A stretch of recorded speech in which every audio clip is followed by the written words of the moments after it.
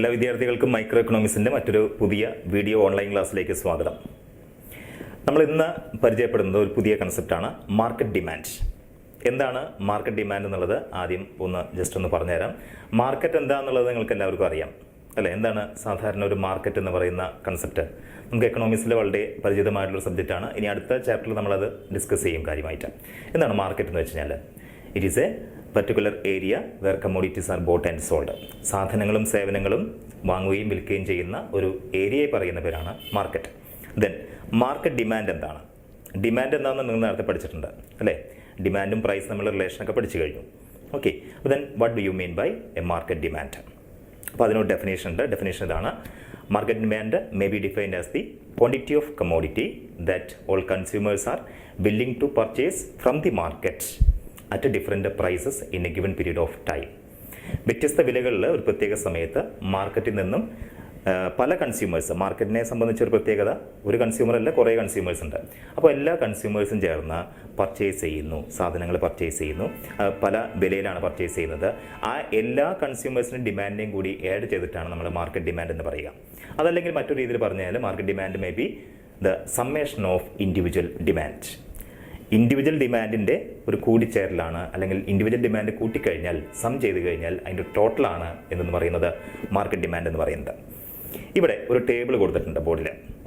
ആ ടേബിൾ നമ്മൾ 3 കോളമായിട്ടാണ് ക്ലാസിഫൈ ചെയ്തിട്ടുള്ളത്. ഫസ്റ്റ് കോളത്തിൽ കൺസ്യൂമർ എ, സെക്കൻഡ് കോളത്തിൽ കൺസ്യൂമർ ബി, തേർഡ് കോളത്തിൽ മാർക്കറ്റ് ഡിമാൻഡ്. അപ്പോൾ അവിടെ പ്രൈസ് തന്നിട്ടുണ്ട്. 3 പ്രൈസും ഒന്ന് ശ്രദ്ധിച്ച് നോക്കിക്കഴിഞ്ഞാൽ അറിയാം, പ്രൈസിൽ വ്യത്യാസമില്ല. മനസ്സിലായി? ഡിഫറെൻറ്റ് പ്രൈസാണ്, പക്ഷേ 2 കൺസ്യൂമേഴ്സും പർച്ചേസ് ചെയ്യുന്നത് ഒരേ പ്രൈസ് ലെവലിലാണ്. അപ്പോൾ പ്രൈസ് 10, 20, 30, 40 എന്ന് പറഞ്ഞിട്ടാണ് താഴേക്ക് തന്നിരിക്കുന്നത്. ഓക്കെ, ഇനി കൺസ്യൂമർ എ പർച്ചേസ് ചെയ്യുന്ന ക്വാണ്ടിറ്റി, ഡിമാൻഡ് ചെയ്യുന്ന ആ ക്വാണ്ടിറ്റീസാണ് സെക്കൻഡ് കോളത്തിൽ കൺസ്യൂമർ എയുടെ പാർട്ടിൽ കൊടുത്തിരിക്കുന്നത്. അതെങ്ങനെയാണ് കൊടുത്തിരിക്കുന്നത്? 5, 4, 3, 2. ദെൻ സെക്കൻഡ് കോളം നോക്കുക. സെക്കൻഡ് കോളത്തിലും സെയിം പ്രൈസാണ്. അതിൻ്റെ കൺസ്യൂമറിൻ്റെ ഡിമാൻഡ് ചേഞ്ച് ചെയ്യുന്നു 7, 6, 5, 4. മനസ്സിലായോ? അപ്പം അങ്ങനെ ഈ 2 കൺസ്യൂമേഴ്സും കൺസ്യൂം ചെയ്യുന്ന ആ ഒരു പാറ്റേൺ എന്ന് പറയുന്നത് ഡിഫറെൻ്റ് ആണ്. ഓക്കെ, അപ്പോൾ ഇത് വെച്ചിട്ടാണ് നമ്മൾ ടോട്ടൽ ഡിമാൻഡ് കാൽക്കുലേറ്റ് ചെയ്യുന്നത്. അപ്പോൾ ടോട്ടൽ ഡിമാൻഡിൻ്റെ ആ കോളത്തിൽ ഈ 2 ഇൻഡിവിജ്വൽ ഡിമാൻഡും കൂടി സം ചെയ്ത, അല്ലെങ്കിൽ അതിൻ്റെ ടോട്ടലാണ് ടോട്ടൽ ഡിമാൻഡ് അല്ലെങ്കിൽ മാർക്കറ്റ് ഡിമാൻഡ് എന്ന് പറഞ്ഞിട്ട് തേർഡ് കോളത്തിലായിട്ട് കാണിച്ചിരിക്കുന്നത്. ഓക്കെ, അപ്പോൾ അതിൽ 2 ഡിമാൻഡും കൂടി ആഡ് ചെയ്യുന്നു. ആഡ് ചെയ്ത് കിട്ടുന്ന ടോട്ടലാണ് നമ്മുടെ മാർക്കറ്റ് ഡിമാൻഡ് എന്ന് നമ്മൾ പഠിച്ചു കഴിഞ്ഞു. ഇനി നമുക്ക് ഇതൊരു ഗ്രാഫിക്കൽ റെപ്രസെൻറ്റേഷൻ നടത്തണം. ഒരു ഗ്രാഫ് വരച്ച് ഈ കാര്യങ്ങൾ അതിലൊന്ന് മാർക്ക് ചെയ്യാം. നമുക്കറിയാം എക്സ് ആക്സിസ് എന്ന് പറയുന്നത് ക്വാണ്ടിറ്റി ഡിമാൻഡും വൈ ആക്സിസ് എന്ന് പറയുന്നത് പ്രൈസുമാണ് അല്ലേ? നമ്മൾ ഇതിനു മുമ്പുള്ള ഡിമാൻഡ് കർവിലൊക്കെ വരച്ച് കഴിഞ്ഞു. അപ്പോൾ പറ്റുമെങ്കിൽ നിങ്ങൾ നോട്ട്ബുക്കിൽ ഇതുപോലെ 3 കൂടി, ഈ 3 ഡയഗ്രം കൂടി ഒരുമിച്ച് വരയ്ക്കാൻ ശ്രമിക്കുക. അപ്പോൾ നമുക്ക് അതിൻ്റെ ഡിഫറൻസ് കൃത്യമായിട്ട് മനസ്സിലാക്കാനായിട്ട് സാധിക്കും. ഓക്കെ, അപ്പോൾ ഇതേപോലെ വരയ്ക്കുക. എക്സ് ആക്സിൽ നമ്മൾ ക്വാണ്ടിറ്റി മാർക്ക് ചെയ്തു, വൈ ആക്സിൽ പ്രൈസും മാർക്ക് ചെയ്തു. അങ്ങനെ നമ്മളിവിടുത്തെ ഏറ്റവും വലിയ വാല്യൂ എന്ന് പറയുന്നത് 12 ആണ്. ഏറ്റവും ചെറിയ വാല്യൂ എന്ന് പറയുന്നത് 2 ആണ്. അപ്പോൾ ക്വാണ്ടിറ്റി ഡിമാൻഡ് ചെയ്യുന്നതിൽ ഏറ്റവും ചെറിയ വാല്യൂ 2 ആണ്, ഏറ്റവും വലിയ വാല്യൂ എന്ന് പറയുന്നത് 12. അപ്പോൾ 2 തുടങ്ങി 12 വരെ എക്സ് ആക്സിൽ മാർക്ക് ചെയ്യാം. 2, 4, 6 അങ്ങനെ 12 വരെ മാർക്ക് ചെയ്യാം. ദെൻ 10, 20, 30, 40 ആണ് നമ്മളുടെ പ്രൈസ്. അത് വൈ ആക്സിൽ മാർക്ക് ചെയ്തിട്ട് ഓരോ കൃത്യമായിട്ടുള്ള പോയിന്റുകൾ മാർക്ക് ചെയ്ത് കഴിഞ്ഞാൽ നമുക്ക് ഈ ഇൻഡിവിജ്വൽ ഡിമാൻഡ്സ് കർവ് വരയ്ക്കാനും പറ്റും, അതുപോലെ തന്നെ മാർക്കറ്റ് ഡിമാൻഡ് കർവും വരയ്ക്കാൻ പറ്റും. സാധാരണ എക്സാമിന് ഇതേപോലെ ഡയഗ്രം സാധാരണ ചോദിക്കാറില്ലെങ്കിലും അറിഞ്ഞിരിക്കണം. നമുക്ക് മാർക്കറ്റ് ഡിമാൻഡ് എന്താണെന്ന് മാത്രം അറിഞ്ഞിരുന്നാൽ മതി. ഓക്കെ, ഇനി നമ്മൾ കടക്കുന്നത് പുതിയൊരു കൺസെപ്റ്റിലേക്കാണ്, ഇലാസ്റ്റിസിറ്റി എന്ന് പറയുന്ന concept. Okay, price elasticity of demand. എക്സാമിന് വളരെയധികം ഇമ്പോർട്ടൻ്റ് ആയിട്ടുള്ളൊരു പോർഷനാണ് ഇലാസ്റ്റിസിറ്റി എന്ന് പറയുന്ന ഭാഗം. മനസ്സിലായോ? സാധാരണ ഇതിൽ നിന്നൊരു പ്രോബ്ലം ബേസ്ഡ് ക്വസ്റ്റൻ ആണ് സാധാരണ ചോദിക്കാറ്, 2 മാർക്കിൻ്റെ അല്ലെങ്കിൽ 3 മാർക്കിൻ്റെ ഒക്കെ. അപ്പോൾ അത് അറിഞ്ഞിരിക്കണം എന്താണ് ഇലാസ്റ്റിസിറ്റി. അപ്പോൾ ഇലാസ്റ്റിസിറ്റി എന്ന് പറയുന്ന ആ ഒരു കൺസെപ്റ്റ് എന്താണ്? ഇലാസ്റ്റിസിറ്റി എന്ന് വെച്ചാൽ അതിൻ്റെ മീനിങ് റെസ്പോൺസീവ്നെസ് ആണ്, റിയാക്ഷൻ, പെട്ടെന്നുണ്ടാവുന്ന ഒരു പ്രതികരണം. അതിനെയാണ് നമ്മൾ ഇലാസ്റ്റിസിറ്റി എന്ന് പറയുക. ദെൻ അതിനൊരു ഡെഫിനേഷൻ ഉണ്ട്. Elasticity in economics may be defined as the responsiveness of demand to change in the price. അതായത് പ്രൈസ് ഇലാസ്റ്റിസിറ്റി ഓഫ് ഡിമാൻഡ് എന്ന് പറയുന്ന കൺസെപ്റ്റിനെ പറ്റി ഒന്ന് പറയുകയാണെങ്കിൽ ഡിമാൻഡിൻ്റെ റെസ്പോൺസീവ്നെസ് ആണ്. ഡിമാൻഡ് എങ്ങനെയാണ് റെസ്പോണ്ട് ചെയ്യുക? നമ്മൾ സാധാരണ ഒരു മാർക്കറ്റിൽ പോയിട്ട് പ്രോഡക്റ്റ് വാങ്ങുന്നതിന് മുമ്പായിട്ട് നമ്മൾ ആദ്യം ചോദിക്കുന്ന കാര്യം എന്താണ്? പ്രൈസ് എത്രയാണെന്നുള്ളതാണ് അല്ലേ? അപ്പോൾ പ്രൈസാണ് ഡിമാൻഡിനെ ഡിറ്റർമിൻ ചെയ്യുന്ന ഏറ്റവും പ്രധാനപ്പെട്ട ഫാക്ടർ എന്ന് പറഞ്ഞു നമ്മൾ കഴിഞ്ഞ ക്ലാസ്സിൽ ഡിസ്കസ് ചെയ്തതാണ്. അപ്പോൾ പ്രൈസിനെ ബേസ് ചെയ്തിട്ടുകൊണ്ടാണ് നമ്മൾ price elasticity of demand discuss ചെയ്യുന്നത്. അപ്പോൾ price elasticity of demand may be defined as the responsiveness of demand. ഏതിനോടുള്ള റെസ്പോൺസാണ്? To change in the price of the commodity. കമ്മോഡിറ്റിയുടെ വസ്തുക്കളുടെ പ്രൈസിനോടുള്ള ചേഞ്ചിനോട് എങ്ങനെ ഡിമാൻഡ് റെസ്പോണ്ട് ചെയ്യുന്നു, എങ്ങനെ പ്രതികരിക്കുന്നു, അതിനെയാണ് നമ്മൾ ഇന്ന് പറയുക ഇലാസ്റ്റിസിറ്റി അല്ലെങ്കിൽ പ്രൈസ് ഇലാസ്റ്റിസിറ്റി ഓഫ് ഡിമാൻഡ് എന്ന് പറയുക. ഓക്കെ, ഇനി ഈ പ്രൈസ് ഇലാസ്റ്റിസിറ്റി ഓഫ് ഡിമാൻഡ് നമ്മൾ കാൽക്കുലേറ്റ് ചെയ്യണം. ഇതൊരു മാത്തമെറ്റിക്കൽ ടൂളാണ്. നമ്മൾ ഡിമാൻഡിനെ മെഷർ ചെയ്യാനുള്ള മാത്തമെറ്റിക്കൽ ടൂൾ കൂടിയാണ് നമ്മൾ ഇലാസ്റ്റിസിറ്റി എന്ന് പറയുന്നത്. ഈ ഇലാസ്റ്റിസിറ്റി നമുക്ക് മെഷർ ചെയ്യണം, അളക്കാൻ കഴിയണം. മാത്തമെറ്റിക്കൽ ടൂൾ ആയതുകൊണ്ട് നമുക്കത് ഇക്വേഷൻ വെച്ചിട്ട് സോൾവ് ചെയ്യാനായിട്ട് സാധിക്കും. അപ്പോൾ എങ്ങനെയാണ് ഇലാസ്റ്റിസിറ്റി നമ്മൾ കാൽക്കുലേറ്റ് ചെയ്യുക? അപ്പോൾ അതിനൊരു ഡെഫിനേഷൻ ഉണ്ട്. ബോർഡിൽ കാണുന്ന ഡെഫിനേഷനാണ് is equal to proportionate change in the quantity demanded by proportionate change in the price. Proportionate change in the quantity demand എന്ന് ഉദ്ദേശിക്കുന്നത് ഡിമാൻഡിലുണ്ടാകുന്ന ആനുപാതികമായ മാറ്റം, അതിനെ പ്രൊപ്പോർഷനേറ്റ് ചേഞ്ച് ഇൻ പ്രൈസ്, വിലയിലുണ്ടാകുന്ന ആനുപാതികമായ മാറ്റം കൊണ്ട് ഡിവൈഡ് ചെയ്ത് കഴിഞ്ഞാൽ നമുക്ക് എന്ത് കിട്ടും? ഇലാസ്റ്റിസിറ്റി കാൽക്കുലേറ്റ് ചെയ്യാനായിട്ട് സാധിക്കും. ഓക്കെ, അപ്പോൾ price elasticity can be classified in to 5 categories. ഇനി നമുക്ക് അടുത്തത് പഠിക്കാനുള്ള കാറ്റഗറീസ് ആണ്. ഏതൊക്കെയാണ് ഇലാസ്റ്റിസിറ്റിയുടെ categories? There are generally 5 kinds of elasticities. ബോർഡിൽ നോക്കുക, 5 ഇലാസ്റ്റിസിറ്റി ഇവിടെ കൊടുത്തിട്ടുണ്ട്. ഏതൊക്കെയാണ്? ഇലാസ്റ്റിക് ഡിമാൻഡ്, അതാണ് ഒന്നാമത്തെ കാറ്റഗറി, elastic demand. Then second one, അതിന് നേരെ opposite in elastic demand. Then third one, unitary elastic demand. Then fourth one, perfectly elastic demand, അതിൻ്റെ opposite perfectly in elastic demand. ഇത് പഠിക്കാനൊക്കെ വളരെ എളുപ്പമാണ്, മനസ്സിലായോ? ഈ 5 കാറ്റഗറി നന്നായിട്ട് പഠിച്ചു വെക്കണം. ദെൻ ആദ്യത്തെ ഇലാസ്റ്റിസിറ്റി നമുക്കൊന്ന് പരിചയപ്പെടാം. എന്താണ്? Elastic demand. അപ്പോൾ നമ്മളെപ്പോഴും ഈ ഇലാസ്റ്റിസിറ്റി കാൽക്കുലേറ്റ് ചെയ്യുന്നത് 1നെ ബേസ് ചെയ്തിട്ടാണ്, മനസ്സിലായോ?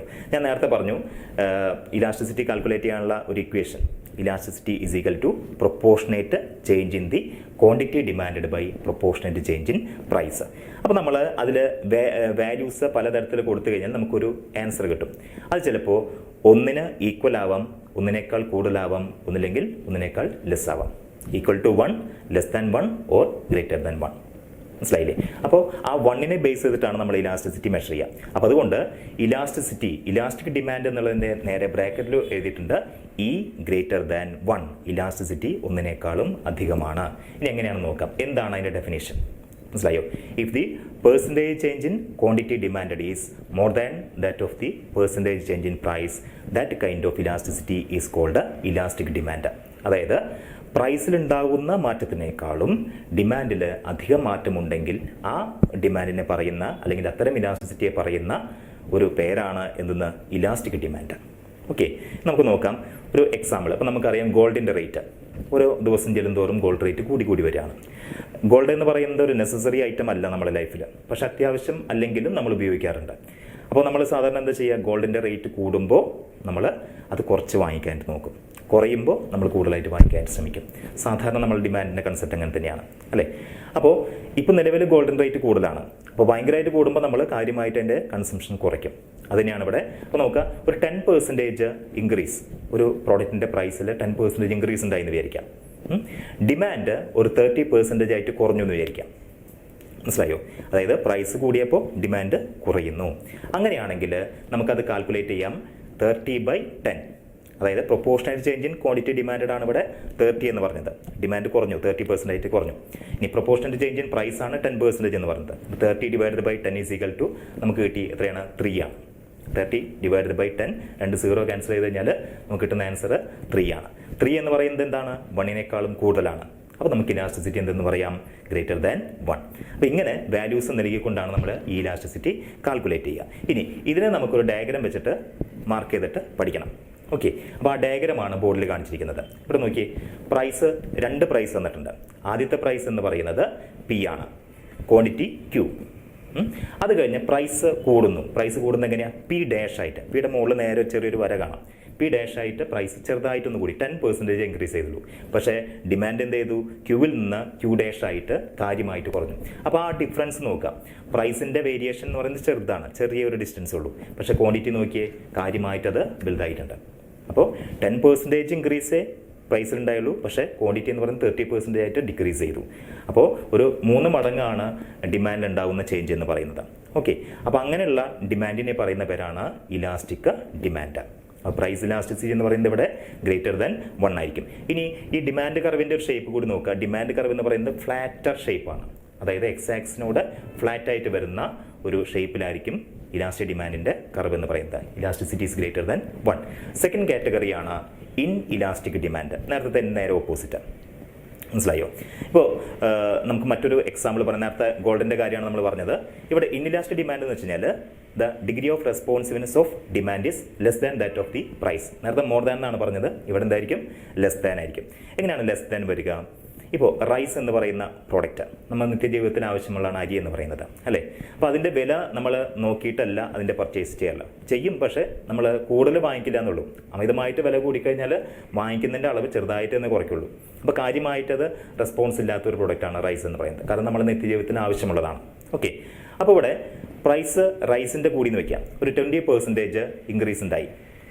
20% പ്രൈസ് കൂടിക്കഴിഞ്ഞാൽ ഒരു 10% അത് കുറഞ്ഞെന്ന് വയ്ക്കുക. കുറഞ്ഞു എന്നുണ്ടെങ്കിൽ അതാണ് നമ്മളുടെ ഈ റൈസിൻ്റെ കേസിൽ ഇലാസ്റ്റിസിറ്റി എന്ന് പറയുന്നത്. അതായത് ഇവിടെ നമ്മൾ കാൽക്കുലേറ്റ് ചെയ്യുമ്പോൾ നമുക്ക് 10/20, 10%/20%. 20% എന്ന് പറയുന്ന വിലയും 10% എന്ന ഡിമാൻഡും. അപ്പോൾ നമ്മളത് ഡിവൈഡ് ചെയ്യുമ്പോൾ 0.5 ആണ് കിട്ടുക അല്ലേ. 0.5 എന്ന് പറയുന്നത് ലെസ് ദാൻ 1 ആണ്. അപ്പോൾ ഇലാസ്റ്റിസിറ്റി എന്താണ്? ഇൻഇലാസ്റ്റിക് ഡിമാൻഡിൽ ഇലാസ്റ്റിസിറ്റി എന്ന് പറയുന്നത് ലെസ് ദാൻ 1 ആയിരിക്കും. അപ്പോൾ പ്രൈസിലുണ്ടാവുന്ന ചേഞ്ചിനേക്കാളും വളരെ കുറഞ്ഞ അളവിൽ ഡിമാൻഡിൽ ചേഞ്ച് ഉണ്ടാകുന്നുവെങ്കിൽ, കുറഞ്ഞ അളവിലാണ് ഡിമാൻഡിൽ ചേഞ്ച് ഉണ്ടാകുന്നതെങ്കിൽ അതിനെ പറയുന്ന പേരാണ് ഇലാസ്റ്റിക് ഡിമാൻഡ്. ഇനി അതിൻ്റെ ഡയഗ്രം നോക്കുക. ഈ ഡയഗ്രത്തിൽ നേരത്തെ പോലെ തന്നെ 2 പ്രൈസ് തന്നിട്ടുണ്ട്, പിയും ക്യൂവും ആദ്യത്തെ പ്രൈസും ക്വാണ്ടിറ്റിയും, ദെൻ പി ഡാഷും ക്യൂ ഡാഷും രണ്ടാമത്തെ പ്രൈസും രണ്ടാമത്തെ ക്വാണ്ടിറ്റിയും. അതിൽ അപ്പോൾ പ്രൈസിൻ്റെ ഭാഗമാണ് ഇവിടെ വലുത്, ക്വാണ്ടിറ്റിയുടെ ഭാഗം ചെറുതാണ്. നേരെ തിരിച്ചായിരുന്നു, പ്രൈസിൻ്റെ ഭാഗം ചെറുതും ക്വാണ്ടിറ്റിയുടെ ഭാഗം വലുതായിരുന്നു. ഇവിടെ അങ്ങനെയല്ല, ഇവിടെ നേരെ തിരിച്ചാണ്. പ്രൈസിൻ്റെ ഭാഗം കാര്യമായിട്ട് ഇൻക്രീസ് ഉണ്ടായി, പക്ഷേ ക്വാണ്ടിറ്റി എന്ന് പറയുന്നത് ചെറുതായിട്ടേ ഒന്ന് കുറഞ്ഞിട്ടുള്ളൂ. അപ്പോൾ അങ്ങനെയുള്ള കേസിൽ ഈ ഡിമാൻഡ് കർവ് എന്ന് പറയുന്നത് നേരത്തെ ഫ്ലാറ്റർ ആയിരുന്നു, ഇത് സ്റ്റീപ്പർ എന്ന് പറയും. അതായത് കുറച്ചും കൂടിയും ആക്സിസുകളോട് കുറച്ചും കൂടി അടുത്ത് വരുന്ന കർവാണ് inelastic demand curve. Inelastic demand കർവിൽ ഇലാസ്റ്റിസിറ്റി എന്ന് പറയുന്നത് it will be always less than 1. Then third കാറ്റഗറിയാണ് unitary elastic demand. Unitary equal to 1 എന്ന് വെച്ച് കഴിഞ്ഞാൽ പ്രൈസും ഡിമാൻഡും ഈക്വൽ ആവാം. 10% പ്രൈസിൽ ഇൻക്രീസ് ഉണ്ടായിക്കഴിഞ്ഞാൽ 10% തന്നെ ഡിമാൻഡ് കുറയുകയാണെങ്കിൽ അതിനെ പറയുന്ന പേരാണ് യൂണിറ്ററി ഇലാസ്റ്റിക് ഡിമാൻഡ്. ഓക്കെ, മനസ്സിലായോ? അത് പ്രത്യേകിച്ച് അതിൻ്റെ ഡയഗ്രം ശ്രദ്ധിക്കണം. 2 ഡയഗ്രങ്ങളും വരയ്ക്കും. അതായത് പ്രൈസും ക്വാണ്ടിറ്റിയും മാർക്ക് ചെയ്യുമ്പോൾ ശ്രദ്ധിക്കുക. ആദ്യത്തെ പ്രൈസ് പി, അതേപോലെ തന്നെ സെക്കൻഡ് പ്രൈസ് പി ഡാഷ്, ആദ്യത്തെ quantity Q, second quantity Q dash. അപ്പോൾ ഇത് നോക്കുക, ആ 2 ഡിഫറൻസും മനസ്സിലായോ? ആ 2 ഡിഫറൻസും ഈക്വലാണ്. പ്രൈസും ആദ്യത്തെ പ്രൈസും രണ്ടാമത്തെ പ്രൈസ് നമ്മൾ ഡിഫറൻസ് ഈക്വൽ ആയിട്ട് വരയ്ക്കണം. അതേപോലെ തന്നെ സെയിം ഇത് എവിടെയും വരയ്ക്കണം, ക്യൂവിലും വരയ്ക്കണം, ക്വാണ്ടിറ്റിയിലും കാണിക്കണം. ഇതിന് വേറൊരു 1 വേർഡ് ചോദിക്കാറുള്ളതാണ്, റെക്ടാങ്കുലർ ഹൈപ്പർബോള എന്നാണ് ഈ ഷേപ്പിന് പറയാം. യൂണിറ്ററി ഇലാസ്റ്റിക് ഡിമാൻഡിൻ്റെ ആ ഡിമാൻഡിൻ്റെ ഷേപ്പിനെ പറയുന്നവരാണ് റെക്ടാങ്കുലർ ഹൈപ്പർബോള. 1 വേർഡ് ചോദിക്കാറുണ്ട്. ഓക്കെ, ഇനി നമ്മൾ 4ാമത്തെ കാറ്റഗറിയിലേക്കാണ് കിടക്കുന്നത്, പെർഫെക്റ്റ്ലി ഇലാസ്റ്റിക് ഡിമാൻഡ്. എന്താണ് പെർഫെക്റ്റ്ലി ഇലാസ്റ്റിക് ഡിമാൻഡ് എന്നുള്ളത് നോക്കുക. ഒരു ഡയഗ്രം ഇവിടെ തന്നിട്ടുണ്ട്. ആ ഡയഗ്രത്തിൽ ഒന്ന് പ്രത്യേകിച്ച് ശ്രദ്ധിച്ച് നോക്കിക്കഴിഞ്ഞാൽ അറിയാം, പ്രൈസ് മാർക്ക് ചെയ്തിട്ടുണ്ട്, ക്വാണ്ടിറ്റി Q1 മാർക്ക് ചെയ്തിട്ടുണ്ട് അല്ലേ. പ്രൈസിൽ ചേഞ്ച് ഇല്ല എന്നാണ് ഇവിടെ മനസ്സിലാവുന്നത്. സ്ട്രെയിറ്റ് ലൈനാണ്. അപ്പോൾ in A perfectly elastic demand the demand curve will be a horizontal straight line parallel to the OX axis. അവിടെ പ്രൈസിൽ യാതൊരു മാറ്റമില്ല, പ്രൈസ് കൂടുകയില്ല കുറയുകയില്ല, പക്ഷേ ഡിമാൻഡ് മാത്രമാണ് ചേഞ്ച് ചെയ്യുന്നത്. ഡിമാൻഡ് എങ്ങനെ ചേഞ്ച് ചെയ്തത്? ക്യൂവിൽ നിന്നും ക്യൂ ഡാഷ് ആയിട്ട് ചേഞ്ച് ചെയ്തു. അതിങ്ങനെ നീണ്ടുകൊണ്ട് പോകും. അപ്പോൾ അവിടെ എൻഡിൽ ഒരു ഇത് കാണിച്ചിട്ടുണ്ട്, elasticity is equal to infinity. Infinity എന്ന് പറയുന്ന ഒരു സിമ്പിൾ അവിടെ കാണിച്ചിട്ടുണ്ട്. Infinity means limitless.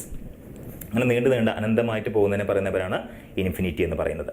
ഓക്കെ, അപ്പോൾ when there is a slight change in the price of a commodity, more quantity will be demanded. Here elasticity will be equal to infinity. Okay, ഇനി അടുത്ത ഒരു ഡയഗ്രമാണ് ഇവിടെ കാണിച്ചിരിക്കുന്നത്, പെർഫെക്റ്റ്ലി ഇൻഇലാസ്റ്റിക് ഡിമാൻഡ്. ഇപ്പോൾ വരച്ചതിന് നേരെ ഓപ്പോസിറ്റാണ്. ഇനിയാ price change ചെയ്യുന്നുണ്ട്, പക്ഷേ ക്വാണ്ടിറ്റി ചേഞ്ച് ചെയ്യുന്നില്ല. അങ്ങനെയുള്ള ഡിമാൻഡിനെ പറയുന്ന പേരാണ്, പ്രൈസ് ഇലാസ്റ്റിസിറ്റി ഡിമാൻഡിനെ പറയുന്ന പേരാണെന്ത്? Perfectly inelastic demand. Here elasticity will be equal to 0 എന്ന് വെച്ചാൽ ഇലാസ്റ്റിസിറ്റി ഇല്ല, 0 ആണ്. ഓക്കെ, അപ്പോൾ ഇറ്റ് ഈസ് എ വെർട്ടിക്കൽ, നേരത്തെ ഹൊറിസോണ്ടൽ ആയിരുന്നു, it is a vertical straight line parallel to the OY axis. അപ്പോൾ ഡിമാൻഡ് കർവ് എന്ന് പറയുന്നത് പെർഫെക്റ്റ്ലി ഇൻഇലാസ്റ്റിക് ഡിമാൻഡിൽ വെർട്ടിക്കൽ സ്ട്രേറ്റ് ലൈൻ ആയിരിക്കും, പെർഫെക്റ്റ്ലി ഇലാസ്റ്റിക് ഡിമാൻഡിൽ എന്തായിരിക്കും, ഹൊറിസോണ്ടൽ സ്ട്രേറ്റ് ലൈൻ ആണ്. ഏതിന്? OX ആക്സിന് പാരലലായിട്ട്. അപ്പോൾ ഇത്രയുമാണ് നമ്മുടെ ഇലാസ്റ്റിക് ഡിമാൻഡ് എന്ന് പറയുന്ന, അല്ലെങ്കിൽ ഇലാസ്റ്റിസിറ്റി എന്ന് പറയുന്ന, പ്രൈസ് ഇലാസ്റ്റിസിറ്റി ഓഫ് ഡിമാൻഡ് എന്ന് പറയുന്ന ഭാഗത്തിൽ നമുക്ക് പഠിക്കാനുള്ളത്. ഓക്കെ, അപ്പോൾ ഇനി അടുത്ത ഭാഗം അടുത്ത ക്ലാസ്സിൽ.